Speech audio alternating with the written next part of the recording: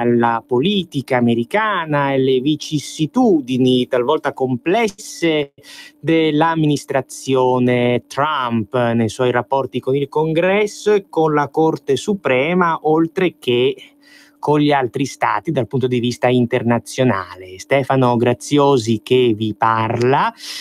Cerchiamo oggi di analizzare come la Casa Bianca si sta muovendo su un fronte particolarmente delicato che ormai tiene banco da diverse settimane. Sul fronte della politica interna grosse novità rispetto allo scorso giovedì, quando ci siamo sentiti l'ultima volta. C'è ben poco, continua lo scontro sull'Obamacare, ma grosse novità non ce ne sono. E invece, ecco, c'è un dossier internazionale che, pur non essendo esattamente una novità, comunque continua ad essere al centro della scena e, diciamo, rischia di presentare delle ripercussioni ambivalenti e talvolta anche piuttosto pesanti per gli Stati Uniti, ma alla fin fine per il mondo tutto. Ovviamente stiamo parlando della crisi venezuelana. Sono ormai diverse settimane che questa crisi va avanti, non si scorge alcuna possibilità al momento almeno di accordo, di intesa tra i due contendenti Maduro e Guaidó, e questo dissidio, questo vero e proprio duello interno al Venezuela, come sapete, sta producendo delle ripercussioni abbastanza notevoli anche sul piano internazionale, ripercussioni che hanno in qualche modo determinato, diciamo così, appunto, una sorta di dicotomia geopolitica con gli Stati Uniti e l'Unione Europea che spalleggiano fondamentalmente Guaidó, e dall'altra parte invece la Russia, ma anche la Cina, che al contrario sostengono Nicolás Maduro. Negli ultimissimi giorni, in questo stesso fine settimana, sul fronte internazionale, soprattutto americano, ci sono state delle novità un po' inquietanti sotto certi aspetti. Perché la tensione tra gli Stati Uniti e la Russia su questa faccenda non accenna a diminuire, anzi sembra incrementarsi, sembra aumentare ogni giorno di più, ed è una crisi spinosa, molto spinosa, perché al di là delle innumerevoli considerazioni che una simile situazione preoccupante può suscitare, c'è un punto essenziale di cui, tra l'altro, nelle nostre puntate abbiamo spesso e volentieri parlato, cioè Donald Trump, da quando si è candidato nell'ormai, diciamo, lontano 2015, ha assai spesso fatto della distensione nei confronti della Russia uno dei suoi principali cavalli di battaglia dal punto di vista geopolitico.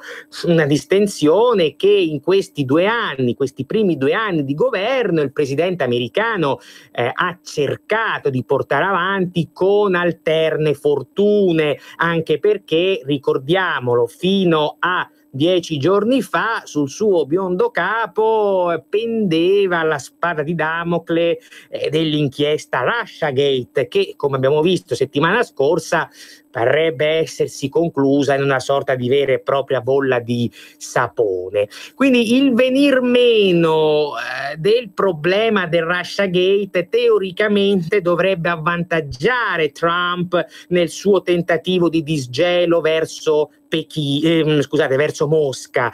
È un disgelo poi in realtà ricercato per svariate ragioni, non solo di carattere economico-commerciale, ma anche forse soprattutto di carattere geopolitico, per una maggiore, migliore collaborazione mediorientale anche nel contrasto al terrorismo islamista e così via. E però è ovvio che la questione venezuelana è entrata a gamba tesa in questo rapporto, e se non ci sarà, come molti stanno chiedendo, una ricomposizione, ecco, il disgelo con la Russia si farà sempre più tortuoso da parte della Casa Bianca. È pur vero che, come fanno notare vari analisti internazionali, per arrivare a una ricomposizione del complicatissimo quadro venezuelano occorrerebbe che Stati Uniti, Cina e Russia si sedessero attorno a un tavolo per trovare un accordo, ma va da sé che, vista la situazione, lo vedevamo poco fa, dicotomica che si è venuta a creare dalle parti di Caracas tra Guaidó e Maduro, e questa ovviamente è una soluzione che per il momento, quella dell'intesa quantomeno a tre, risulta abbastanza impraticabile, e cercheremo di vedere se nelle prossime settimane, nei prossimi mesi, una simile via possa in qualche modo risultare maggiormente fattibile, oppure se risulta ai noi destinata ad una pia illusione. Ebbene, venendo alla stretta attualità, pochissimi giorni fa, venerdì scorso, nella fattispecie, il National Security Advisor di Donald Trump, John Bolton, ha usato delle parole molto dure nei confronti di Mosca. Perché? Perché la Russia lo scorso 23 marzo ha inviato 2 aerei in Venezuela con circa 100 soldati e consiglieri militari, e ovviamente questo elemento non è stato granché accettato dagli Stati Uniti, soprattutto da quelle che sono le frange più interventiste e più dure, più energiche, in un certo senso anche più aggressive dell'attuale amministrazione americana. Mosca, dal canto suo, ha tenuto una posizione ambivalente davanti alle critiche di John Bolton. Prima ha risposto piuttosto a muso duro, ha detto: parlate voi americani che noi ci troviamo in Venezuela con qualche soldato quando voi siete in territorio siriano, avevate detto un mese fa che vi sareste ritirati, siete ancora lì. Ricordiamoci sempre che nel quadro mediorientale la Siria è, senso lato, una sorta di tra virgolette avamposto russo in quel determinato scacchiere, insomma è uno stato molto vicino geopoliticamente, diplomaticamente a Mosca. Poi comunque il Cremlino ha cercato di minimizzare questa presenza militare diretta sul suolo americano, dicendo che la presenza di questi consulenti e l'invio di queste forniture facevano in realtà parte di un accordo di cooperazione militare con il Venezuela che, c'entrerebbe molto poco con la crisi in atto. John Bolton ci è andato invece giù duro. John Bolton ha detto che fondamentalmente ha intimato ai russi e a tutti quei paesi che sostengono Maduro, gli ha intimato di starsene fondamentalmente a casa propria senza schierare un soldato sul territorio venezuelano. Nella fattispecie le parole esatte di Bolton sono state durissime: invitiamo con forza gli attori esterni all'emisfero occidentale a non schierare risorse militari in Venezuela o altrove nell'emisfero con l'intento di istituire o espandere le operazioni militari. Considereremo, ha detto, tali azioni provocatorie come una minaccia diretta alla pace e alla sicurezza internazionale nella regione, e continueremo a difendere e proteggere gli interessi degli Stati Uniti e di quelli che sono i nostri partner nell'emisfero occidentale. Queste le dure parole di Bolton di venerdì, che certo alzano e neanche poco l'asticella dello scontro con i russi. Bolton, del resto, all'interno dell'amministrazione Trump è sempre stato quello che sul dossier venezuelano, da quando è scoppiata questa crisi, ha assunto le posizioni più dure, più nette, più bellicosamente interventiste. Non solo Bolton da settimane sta cercando di convincere Donald Trump a inviare le truppe americane sul suolo venezuelano, ma addirittura circa un mesetto fa, vado a memoria, tra il serio e il faceto, Bolton disse che vedrebbe bene Maduro imprigionato nel carcere di Guantanamo, che è un'affermazione insomma abbastanza forte, detta poi soprattutto da un National Security Advisor, insomma, della Casa Bianca.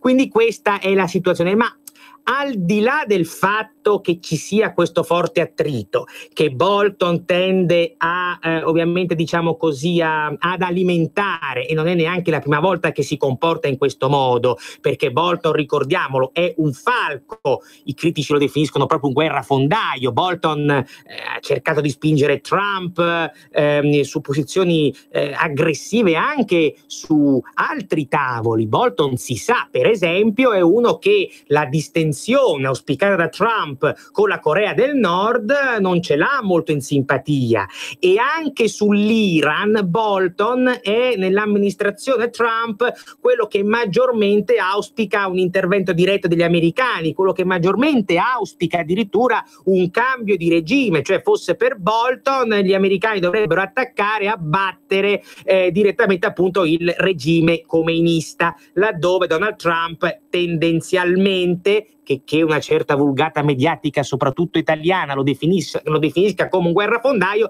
invece Trump tende a tenere più il freno a mano, e sul Venezuela in questo senso, lo vedremo tra poco, non fa troppa eccezione.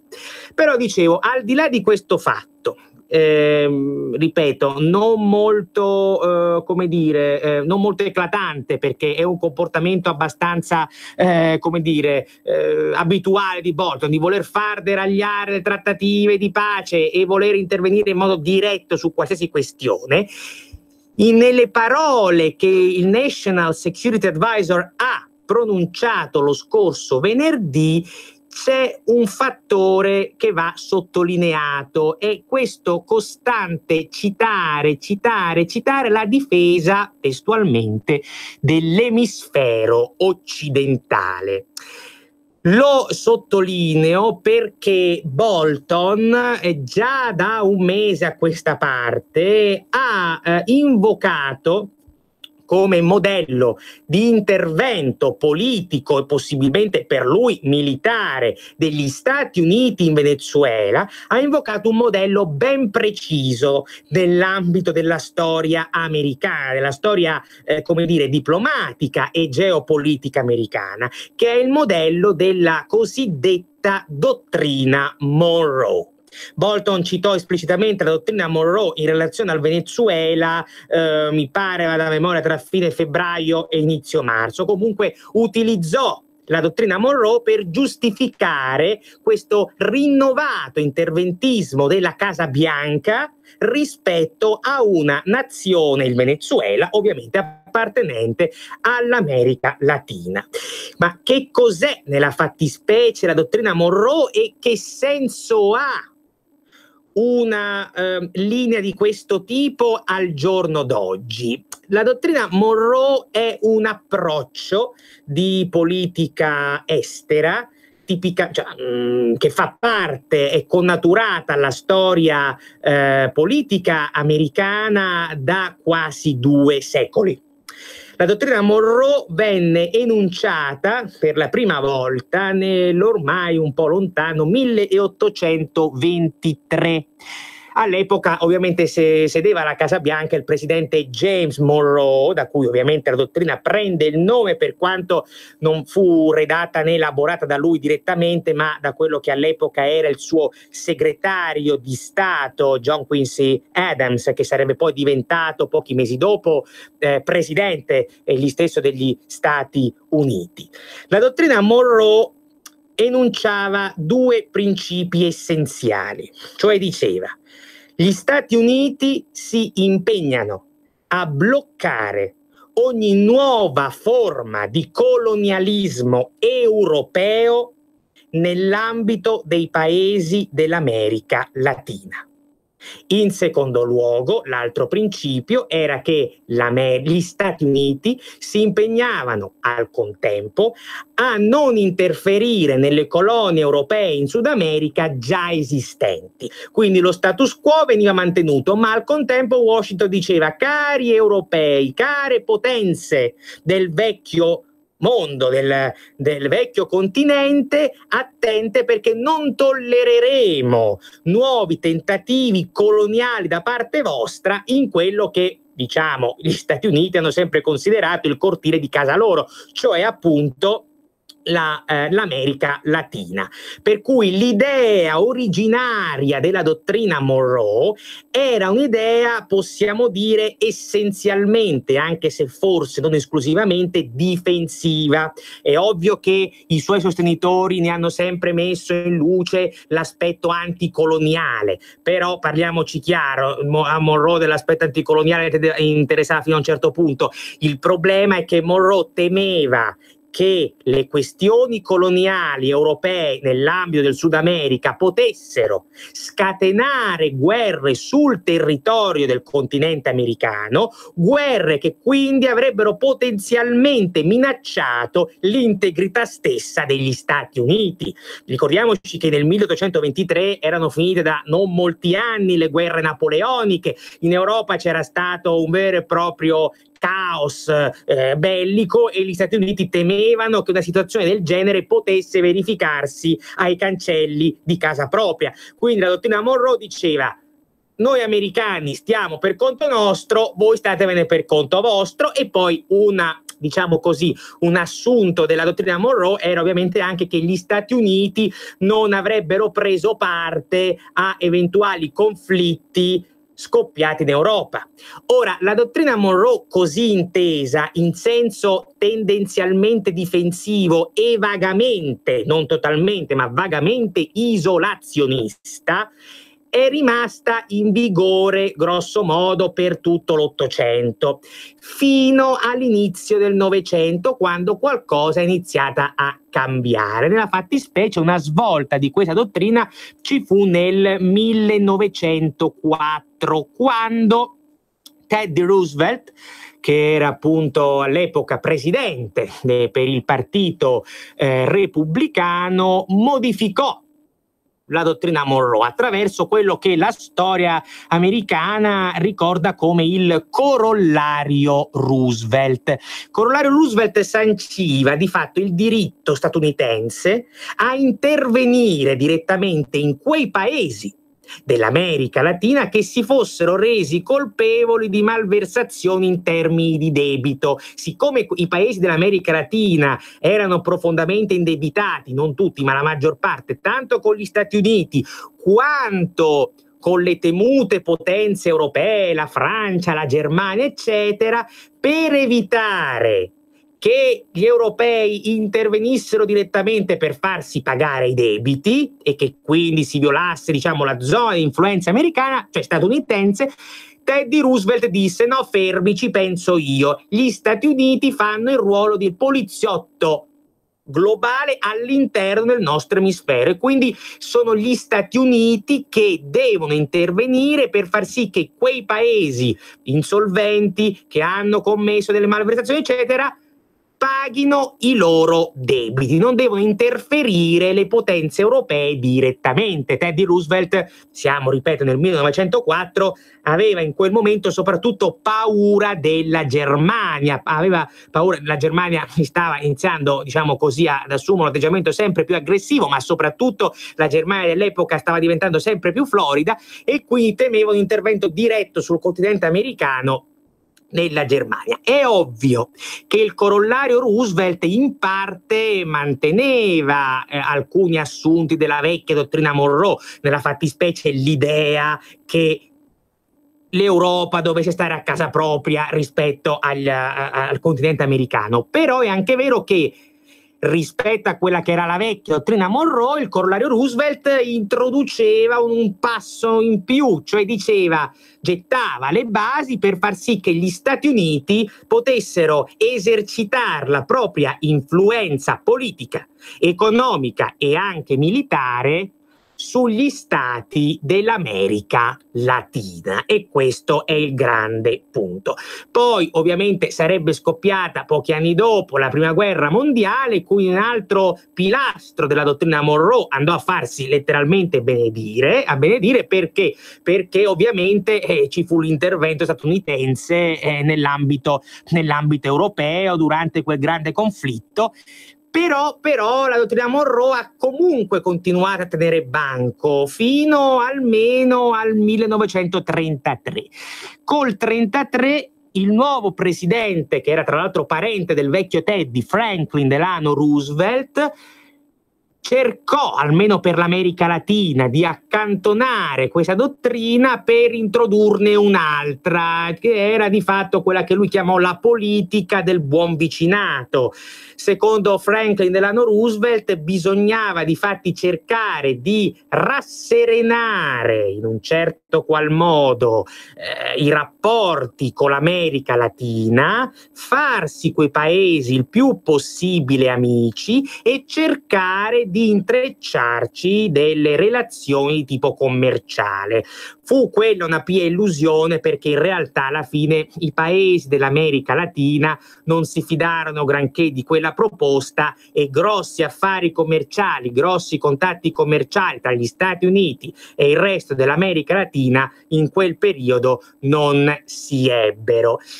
E così fu che dopo la seconda guerra mondiale, con l'avvento della guerra fredda, si tornò ad un'interpretazione piuttosto aggressiva, interventista, proattiva della dottrina Monroe. L'idea è sempre stata, a partire dagli anni 50 del Novecento fino praticamente a oggi, quello che dicevamo prima, cioè che gli Stati Uniti hanno iniziato sempre più a considerare il Sud America come il cortile di casa propria. La dottrina Monroe iniziò ad essere invocata per contrastare l'espandersi del comunismo e l'espandersi nella fattispecie dell'influenza sovietica nei paesi del Sud e del Centro America, già a partire dalla presidenza Eisenhower, ma in particolare a partire dalla presidenza Kennedy, qui dagli anni 60. Kennedy addirittura proprio invocò esplicitamente questa dottrina durante la crisi dei missili cubani nel 1962, ma anche il suo ambizioso progetto, quello che fu chiamato l'Alleanza per il Progresso, era un progetto di forti investimenti e finanziamenti in dollari sonanti ai paesi dell'America Latina per farli progredire economicamente e politicamente. Quel tipo di progetto lì, che poi si rivelò di fatto un fallimento, però nasceva da questa esigenza, cioè contrastare l'influenza sovietica in Sud America, in contrastare il diffondersi conseguentemente del marxismo. E in questo senso la politica estera americana, statunitense in Sud America negli ultimi 30-40 anni è stata appunto piuttosto proattiva. Pensiamo, non so, all'operazione Condor negli anni 70, ai tempi di Richard Nixon, e all'interno dell'operazione Condor, per esempio, che ci fu il colpo di Stato contro Allende che fece ascendere al potere Pinochet. Oppure pensiamo a Ronald Reagan, che diciamo qualcuno fece appello alla dottrina Monroe per i suoi interventi più o meno leciti, più o meno opachi in Centro America. Quindi, voglio dire, è un discorso che si è protratto nel tempo e che arriva fino ad oggi e che ci richiama direttamente al centro della crisi venezuelana che stiamo vivendo in questi giorni. Facciamo un qualche minuto di pausa e ci sentiamo dopo l'interruzione. Per la tua pubblicità su Radio Padania Libera, scrivi a spot@radiopadania.net. Mi spiace se lei non lo ritenesse doveroso. Io sono qua come ministro e come uomo e l'unica cosa che non accetto, e avendo 2 figli, è di pensare che al governo ci sia qualcuno che vuole il male dei bambini. Io voglio che questi bambini non siano messi su un gommone in condizioni di morire come bestie in mezzo al Mar Mediterraneo. Io sono stufo dei bambini che muoiono nel Mar Mediterraneo, perché qualcuno li illude che in Italia e in Europa ci sia casa e lavoro per tutti.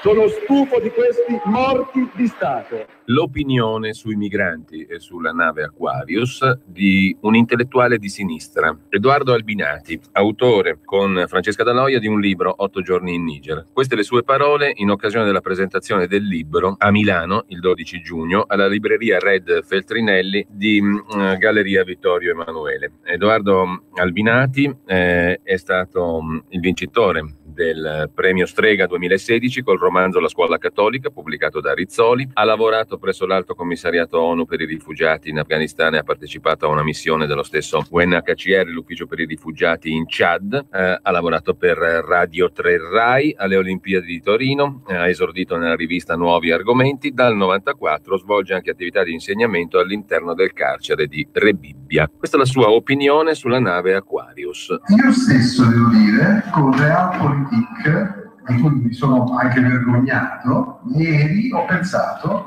desiderato che morisse qualcuno sulla nave Aquarius. Ho detto, adesso se muore un bambino, io voglio vedere che cosa succede del nostro governo. Un intellettuale di sinistra, Edoardo Albinati, autore con Francesca Daloia di un libro 8 giorni in Niger. E l'unica cosa che non accetto, e avendo 2 figli, è di pensare che al governo ci sia qualcuno che vuole il male dei bambini. Io voglio che questi bambini non siano messi su un gommone in condizioni di morire come bestie in mezzo al Mar Mediterraneo. Messaggio per tutti gli imprenditori, gli artigiani, i commercianti, i liberi professionisti. Hai un'attività? Dei prodotti da promuovere? Prova la pubblicità sulla nostra radio. Radio Padania ha preparato per te una grande promozione per aiutarti a sostenere la tua attività a tariffe davvero straordinarie. Informati, vedrai che si può fare. Mandaci una mail all'indirizzo spot@radiopadania.net. Con Radio Padania si può fare. Buonasera, ben trovati su Comeback, il nostro spazio di approfondimento dedicato alla politica americana. Stiamo cercando di capire che cosa sta accadendo nei rapporti tra gli Stati Uniti e la Russia sulla questione venezuelana, cercando anche di inserire l'attualità in un discorso più ampio dal punto di vista storico per tentare di comprendere i fondamenti le cause strutturali di quella che è la situazione attuale. Se volete intervenire, il numero da fare è 02 66 20 35 29. Dicevamo quindi che i rapporti tra gli Stati Uniti e l'America Latina sono, soprattutto negli ultimi 50 anni, sono spesso stati contraddistinti da un forte elemento di carattere proattivo, in parte fondato sulla dottrina Monroe, come dicevamo appunto nella prima parte della trasmissione. C'è anche da dire che negli ultimissimi decenni, a partire da... ci dicono che c'è una telefonata. Pronto? Pronto? Sì, pronto, buonasera. Buonasera. Sono Giorgio da Monza. Ci dica tutto, buonasera. Io volevo farle una domanda abbastanza precisa in merito alla situazione negli ultimi mesi in Nicaragua. Io so che i cinesi stanno costruendo un secondo canale, chiamiamolo così, alternativo al canale di Panama. Non so a che punto sono i lavori, se si sono arenati, non so praticamente nulla perché è difficile avere notizie di un certo peso, insomma. E quindi volevo sapere, primo, qualcosa su questa questione del canale, e secondo lei quanto c'è di intervento americano nei disordini che sono avvenuti negli ultimi mesi in Nicaragua contro il governo di Daniel Ortega. Grazie, buonasera. Buonasera. Ma allora, la questione del canale cinese in Nicaragua in un certo qual modo sta proseguendo. Lì il discorso è più ampio, nel senso che la politica che l'amministrazione Trump sta portando avanti nei confronti del Sud e del Centro America, in parte, nonostante un certo isolazionismo fino a pochi mesi fa, e il Venezuela ci aiuta proprio a capire questo cambio di rotta, è una politica proprio anticinese. Trump sa bene che la Cina si sta pian piano, neanche tanto pian piano, come dire, sta aumentando la propria forza e la propria influenza dal punto di vista infrastrutturale, dal punto di vista commerciale e conseguentemente sul piano geopolitico in svariati ambiti del Sud e del Centro America, e quindi non è soltanto poi nella zona caraibica ma anche ovviamente in quella venezuelana, senza dimenticare il Brasile. In un certo senso, quindi, noi vediamo che Donald Trump, fino allo scoppio di questa crisi venezuelana e direi anche fino all'elezione di un presidente a lui affine come Bolsonaro in Brasile, non è che fosse poi così interessato alle dinamiche del Sud America. Lui in un certo qual modo trattava sempre Sud America, se ricordiamo, in chiave o negativa o difensiva. Il muro al confine con il Messico era il massimo, diciamo, che in un certo qual modo di cui andava a parlare, ecco. In realtà questo rinnovato interesse per il Sud America e in particolare per il Venezuela e per il Brasile testimoniano, tra le altre cose, la volontà di mettere i bastoni tra le ruote proprio alla Cina. Ricordiamo che Bolsonaro ha fatto una campagna presidenziale in gran parte anticinese. Ha detto più volte: la Cina sta comprando i nostri asset, ci sta di fatto comprando, e quindi va da sé che la strategia di Bolsonaro è quella di allentare i legami con la Cina da una parte e rafforzare quelli con gli Stati Uniti dall'altra. Legami intendo soprattutto di carattere commerciale, perché la Cina attualmente è il primo partner commerciale del Brasile.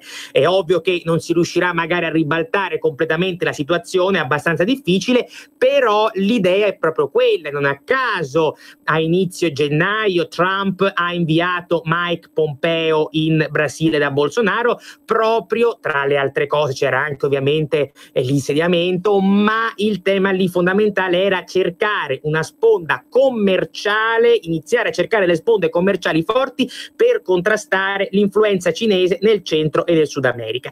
Un discorso in buona sostanza analogo vige per il Venezuela. La Cina in questo momento teme molto la caduta di Maduro, non tanto e non solo per questioni di carattere geopolitico sicuramente, ma anche perché teme che un nuovo governo o una nuova realtà guidata da qualcun altro, Guaidó, chi per lui, comunque non un uomo di Maduro, possa portare ad una ristrutturazione dell'ingente debito che i cinesi hanno. rispetto appunto al Venezuela. Per cui va da sé che la posizione dell'amministrazione Trump, questo possiamo dire abbastanza compattamente, è proprio quella di cercare di rompere le uova nel paniere in Sud America, dove appunto l'espansione cinese dal punto di vista infrastrutturale e commerciale si fa sempre più forte, e soprattutto il Sud America sotto questo aspetto rappresenta un ambito di intervento anche territoriale in cui appunto gli Stati Uniti possono muoversi con una maggiore, tra virgolette, facilità rispetto ad altri scenari, penso soprattutto all'Africa, in cui i cinesi ormai la stanno facendo da padroni e gli americani hanno perso molto terreno rispetto all'Africa. Bolton un paio di mesi fa ha enunciato le nuove linee guida dell'amministrazione Trump appunto rispetto all'Africa stessa, ma è ovvio che la concorrenza cinese non solo è spietata, ma i cinesi su quel fronte sono talmente avanti che recuperare lo svantaggio per Washington è qualcosa, insomma, è una specie di vera e propria pia illusione.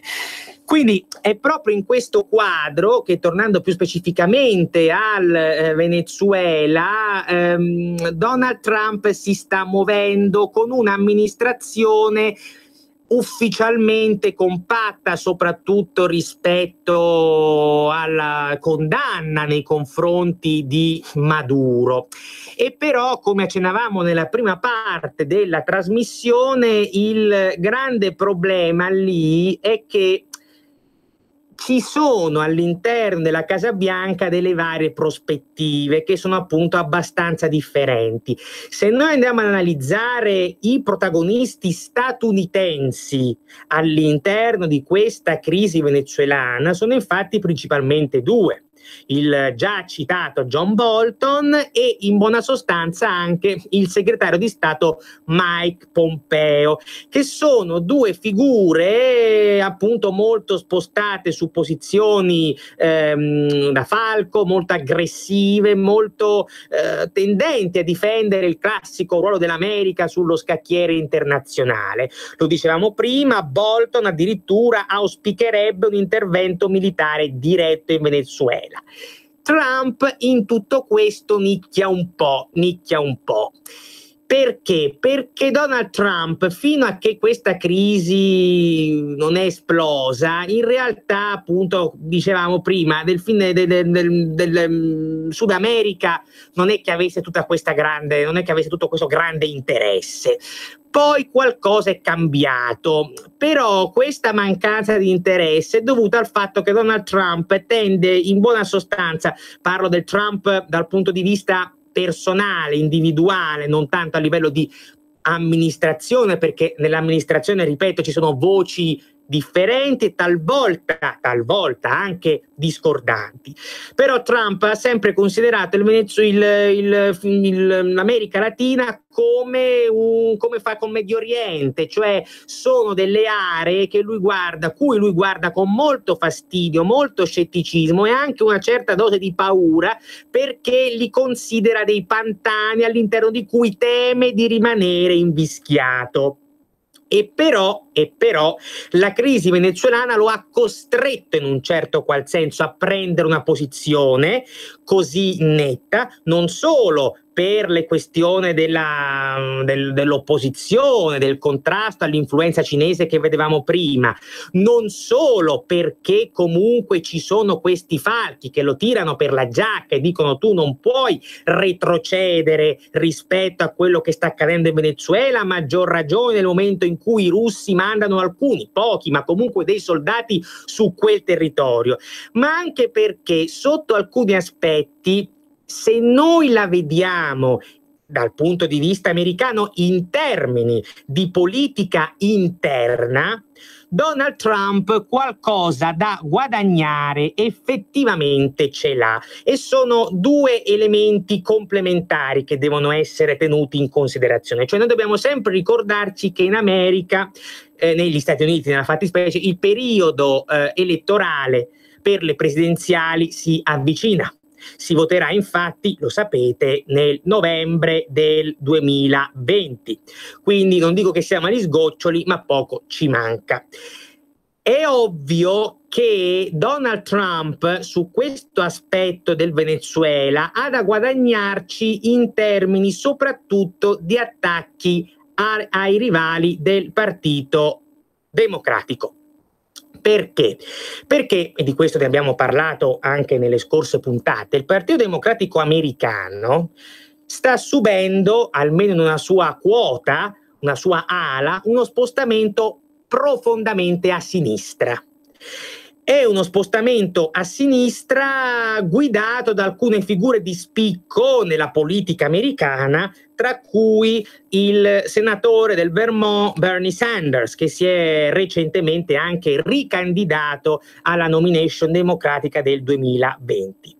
Ebbene, Sanders e i suoi amano definirsi socialisti, usano proprio la parola socialist, che storicamente, voi sapete, negli Stati Uniti equivale a una parolaccia, cioè socialist per gli americani, come dire da noi, non dico comunista, ma quasi, cioè significa pericoloso, estremista di sinistra.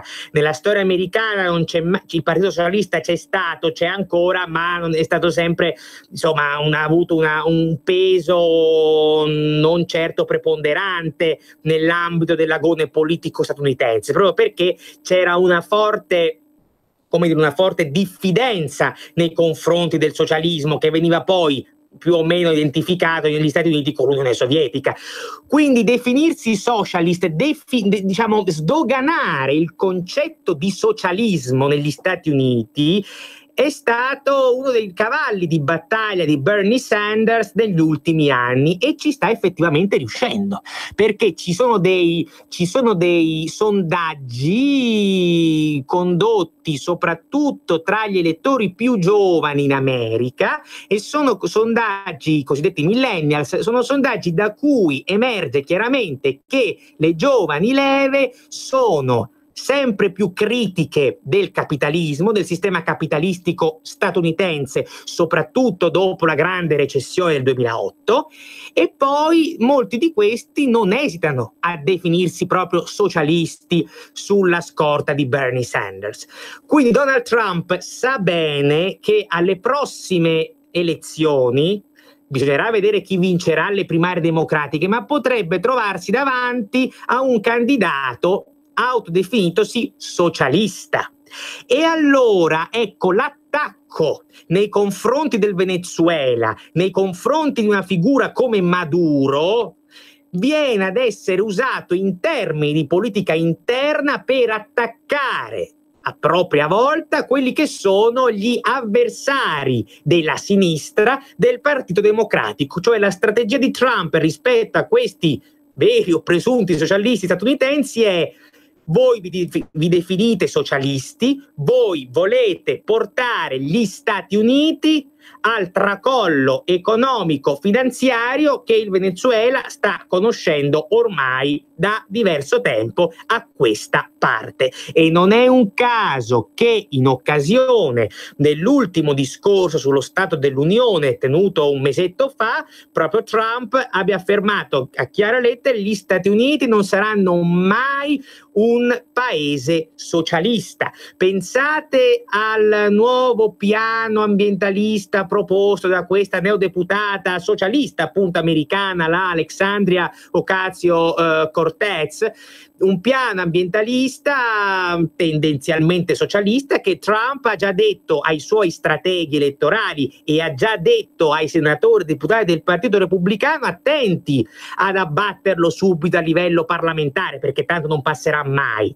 Tenetelo in vita quel piano, tenete in vita quella proposta di legge, perché mi servirà durante la campagna elettorale per mostrare il radicalismo venezuelano di una parte del Partito Democratico, che è una parte, non si capisce ancora se maggioritaria o minoritaria, ma sempre più aggressiva e che sta diventando sempre più preponderante dentro proprio al Partito Democratico, perché nel Partito Democratico americano le ali più moderate, più centriste oggigiorno ci sono, ma sono pressoché ridotte al silenzio politico e mediatico, e questo è un enorme vantaggio che Donald Trump ha in vista del 2020. Quindi usare Maduro, usare la crisi venezuelana per dimostrare la superiorità del sistema capitalistico e anche politico statunitense, e poi per attaccare, usare Maduro come uno spauracchio da mettere davanti agli elettori per additare Sanders e i suoi come dei pericolosi estremisti che vogliono portare il paese sull'orlo della rovina. Rispetto poi a questa questione più generale, ce n'è una più, come dire, più particolare, più specifica, ma che sicuramente non esula da queste premesse, ed è la questione della Florida. Sempre in termini smaccatamente elettorali, sempre guardando al 2020, è notorio che la Florida risulti uno stato assolutamente dirimente per riuscire a conquistare la Casa Bianca. La Florida è uno dei classici cosiddetti swing states, cioè sono gli stati in bilico, non si sa chi votano fino all'ultimo momento, sono stati che una volta votano repubblicano, una volta democratico, ma si tratta di stati ricchi di elettori e assolutamente complessi, perché compositi soprattutto la Florida dal punto di vista etnico e politico. Donald Trump nel 2016 ha vinto in Florida per un soffio, ma ha vinto contro le previsioni dei più, perché si diceva ma è lì uno stato ricco di minoranze etniche che voteranno compattamente contro di lui. In realtà le cose non sono andate così. Però vedete che la Florida storicamente è importante perché è una terra di esuli. È una terra di esuli, soprattutto storicamente di esuli anticastristi. Quindi erano i cubani che appunto perseguitati o comunque avversi al regime comunista di Fidel Castro si recavano negli Stati Uniti e tendenzialmente si stabilivano in Florida, ed è un elettorato molto, non dico neanche troppo di destra nel senso classico, cioè è un elettorato principalmente anticomunista, anticastrista, e quindi ha sempre votato quei candidati che potessero incarnare in quel determinato momento storico il maggior anticomunismo, il maggior anticastrismo possibile, sia che fossero repubblicani sia che fossero democratici. Trump, dicevo, ha vinto in quello stato per poco, e se voi vedete ha avuto anche un passaggio, uno slittamento proprio per questa ragione nelle sue posizioni su Cuba. Ai tempi della campagna elettorale Donald Trump, rispetto all'apertura che Obama aveva fatto a Cuba, l'aveva criticata ma non l'aveva neanche troppo condannata, si era mantenuto su una posizione intermedia. Poi successivamente ha cambiato idea e si è schierato molto in senso anticastrista, proprio perché aveva bisogno dell'appoggio della Florida. Ebbene, quello che storicamente hanno fatto e continuano a fare gli esuli anticastristi in Florida dal punto di vista elettorale, lo stanno facendo anche gli esuli venezuelani, sempre in Florida, esuli anti-Maduro. Come ha notato il New York Times in un articolo abbastanza recente di un paio di mesi fa, c'è una quota sempre crescente in Florida di elettori anti-Maduro, esuli venezuelani o comunque mezzi americani, mezzi venezuelani, insomma gente che non ha in simpatia Maduro e che è pronta a sostenere non il candidato repubblicano democratico in base al partito, ma quel candidato che si dimostrerà maggiormente duro proprio nei confronti di Maduro. E qui sta il punto. Perché? Perché recentemente la sezione, questo è molto simpatico, è molto particolare da rilevare, la sezione della Florida del Partito Democratico, quindi il Partito Democratico locale, ha espresso delle fortissime lamentele al comitato centrale del Partito Democratico dicendo: ma è possibile che ad oggi tutti i candidati alla nomination del Partito Democratico siano praticamente molto spostati a sinistra e amichevoli verso Maduro, e non ci sia un candidato centrista al momento che possa parlare contro Maduro? Perché ricordiamoci che Bernie Sanders negli Stati Uniti, alla domanda se sostenesse la necessità di rimuovere Maduro, lui ha detto di no, cioè non si è espresso troppo, ma ha fatto capire che non ha grande intenzione di esprimere il suo endorsement a Guaidó.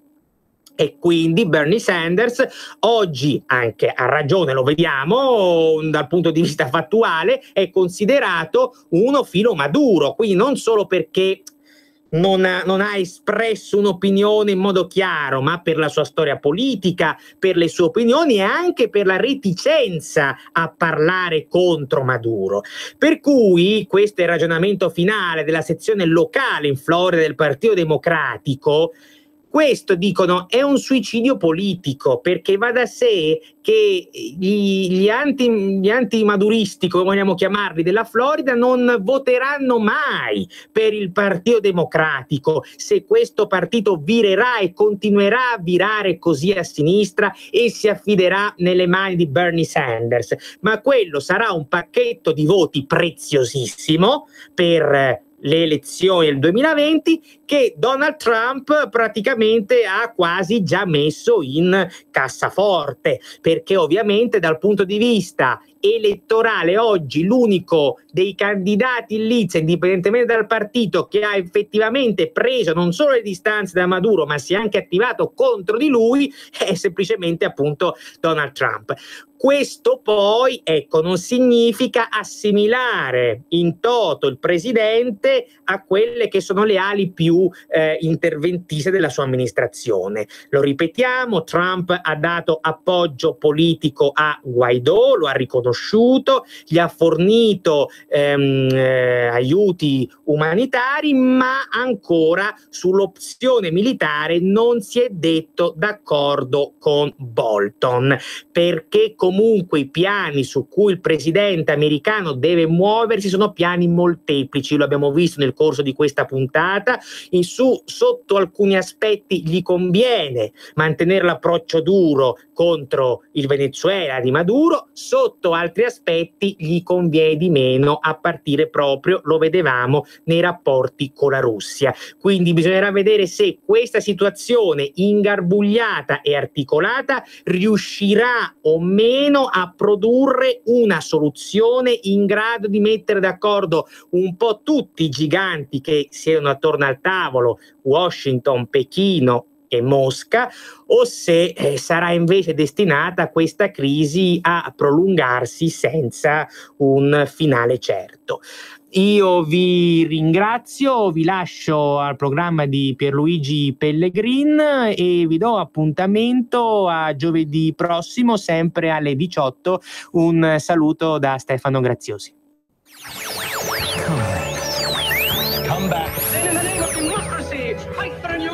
Avete ascoltato